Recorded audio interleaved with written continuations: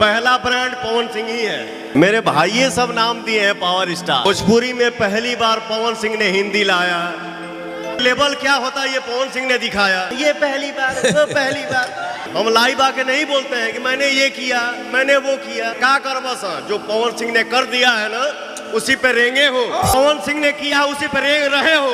तो पवन सिंह करेगा उसी पे रेंगोगे। तो मेरा नाम पवन सिंह है। हाँ। ठेकेदारी नहीं करता हूँ। जो कुछ भी हूँ जीरो हूँ। आप सबका आशीर्वाद हूँ। लेकिन मैं आज ये अनाउंस कर रहा हूँ इस मंच पे जो आप लोगों ने भी कल्पना नहीं किया होगा उसको भी नचाऊंगा भोजपुरी में। पावर खत्म ना हुई। मेरे भाई ये सब नाम दिए हैं पावर स्टार। पावर एजे से शुरू होला एजे से खत्म हुई। पावर दूसर के कहां से ले ली।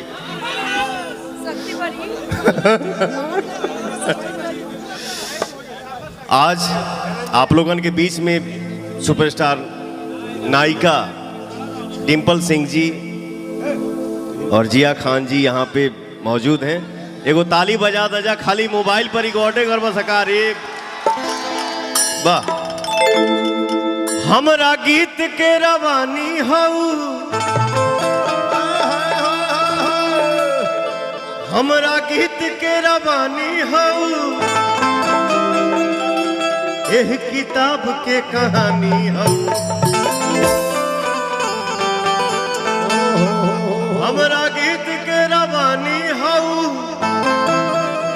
एह किताब के कहानी हऊ। हम तो दुनिया से साफ साफ कहिए दिले बानी कि केने ले जाई रे कि तू ही हमर जवानी।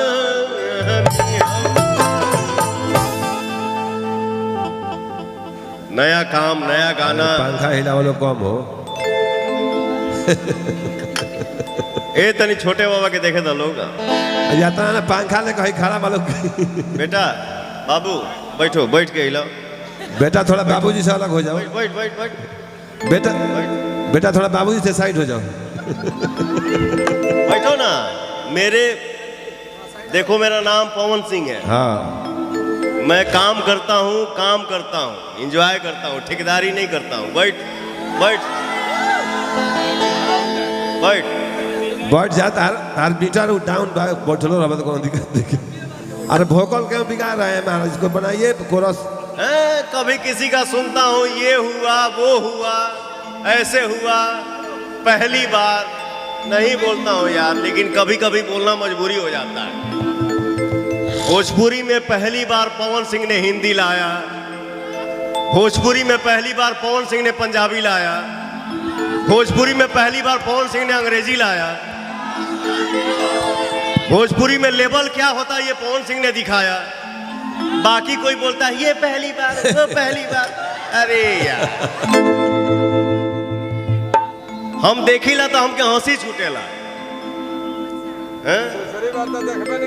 भोजपुरी में क्या हुआ है मुझे कुछ नहीं आता है। मैं सबसे छोटा हूं लेकिन कभी कभी दीपक यार मजबूरी हो जाता है बोलना है। कितना चुप रही आदमी। हम लाइव आके नहीं बोलते हैं कि मैंने ये किया मैंने वो किया। अरे यार हाई भाई हाई होता हाउ होता। अरे यार तोहनी के क्या कर बस जो पवन सिंह ने कर दिया है ना उसी पे रेंगे हो। जो पवन सिंह ने किया उसी पे रेंग रहे हो और जो पवन सिंह करेगा उसी पे रेंगोगे। पहला ब्रांड पवन सिंह ही है। किसी का भी नाम आएगा पवन सिंह के बाद आएगा। फिर भी मैंने इतना बोल दिया क्षमा चाहता हूं। थोड़ा पवन जी के भोकल उठाइए। मैं सबसे छोटा हूं लेकिन हंसी आती है। पीछे साइड फील्ड में उठाइए। पहली बार अरे पहली बार जो भी हुआ है भोजपुरी में लेवल आया पवन सिंह लाया है। पहली बार यहाँ से शुरू हुआ है ये और पवन सिंह ही लाएगा। ये कहने वाली बात नहीं है। पवन सिंह को सोनू निगम ने भी कहा और गुरु रंधावा ने भी माना कि अगर किसी की आवाज है तो वो पवन भाई की है। जहां जाती है वहीं पे झंडा गाड़ के आती है। इसलिए अपना यार भारत का शेर नहीं, दुनिया का शेर, भोजपुरी की शान, भोजपुरी माटी के लाल पवन भाई के नाम एक बार जोरदार तालियां। और पवन भाई, कल आप रहें या ना रहें, लेकिन भोजपुरी की जो माटी की सुगंध आपने दुनिया में छेड़ी है, उसे कोई नहीं मिटा सकता। रियली भोजपुरी इंडस्ट्री में 100 मिलियन सबसे पहले कौन देखा है? पवन सिंह। आज मिलियन के लोग बात कर रहे हैं, मिलियन हो गया, हाई हो गया, हाउ हो गया। सबसे पहले भोजपुरी इंडस्ट्री में 100 मिलियन पवन सिंह देखा है, पवन सिंह ही दिखाया है। ओहो 200,000 होता तो मिलियन कह देता लोग। हाँ, हाई हो गया, हाउ हो गया, ये हो गया।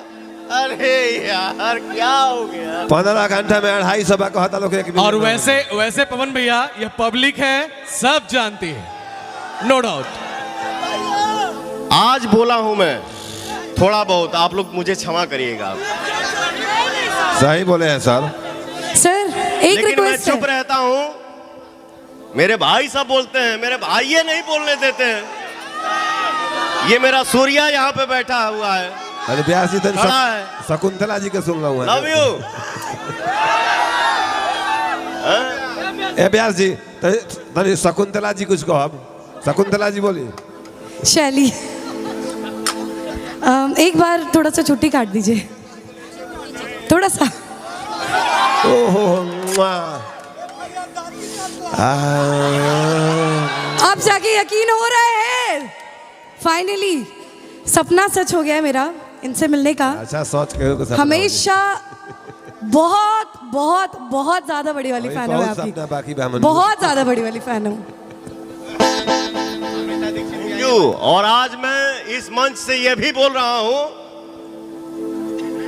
5,000 2,000 में जाके दूसरे लैंग्वेज में लोग पता नहीं क्या क्या कर रहे हैं। भोजपुरी से भोजपुरी कलाकार हमारे ऑडियंस बनाए हैं, पता नहीं हमको पावर स्टार बोलते हैं, पता नहीं सुपरस्टार। मैं जो कुछ भी हूं, जीरो हूं, आप सबका आशीर्वाद हूं। लेकिन मैं आज ये अनाउंस कर रहा हूं इस मंच पे, जो आप लोगों ने भी कल्पना नहीं किया होगा, उसको भी नचाऊंगा भोजपुरी में। भैया भैया भैया भैया, राउर खातिर 4 लाइन कि हवा देखी है लोगों ने, समंदर नहीं देखा। हवा देखी है, आंधी का बवंडर नहीं देखा। अरे बड़ी और भी चीजें हैं जहां में कुएं के मेढकों ने समंदर नहीं देखा। तो आप क्या बात समंदर है? धाना शकुंतला जी। हमने अपने माँ बाप से, बाबा से, दादा से यही सीखा है, यही सुना है। बाबू आप लोगन के भी हम बता दी, आम जब फल देला ना, झुक जाता है। क्या बात है, मजा आ गया। आम जब फल देता है तो झुक जाता है, वो कभी नहीं बोलेगा कि मैं बड़ा हूं, वो ऐसे हो जाएगी। लेकिन गड़हा में ऋण जौन होला ना, ऋण का काला तो नहीं देने रे, वो ऋण का आला होलरी में भांज के जला दिया ला। एक डढ़िया में 10 को फरी ऐसे हो जाए।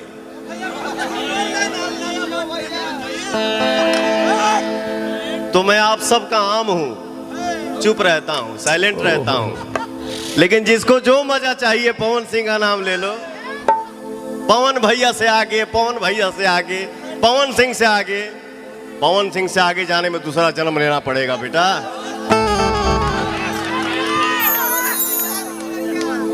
झमकावला से हुई।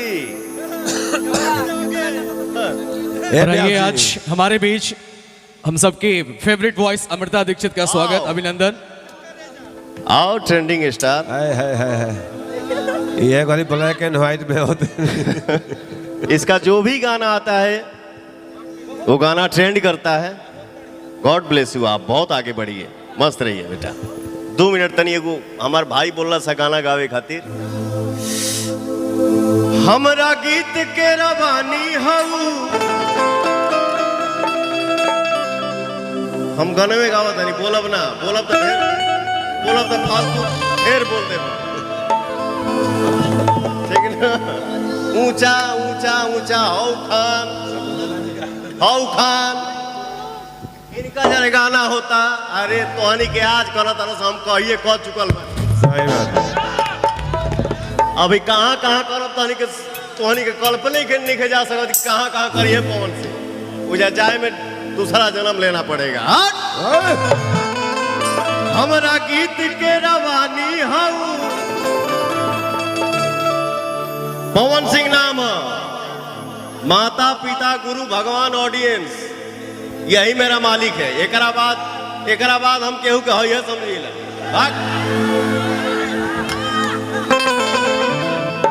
यही मेरा मालिक है। मैं इन्हीं पांचों से डरता हूं। बाकी दुनिया में कौन डराई रे?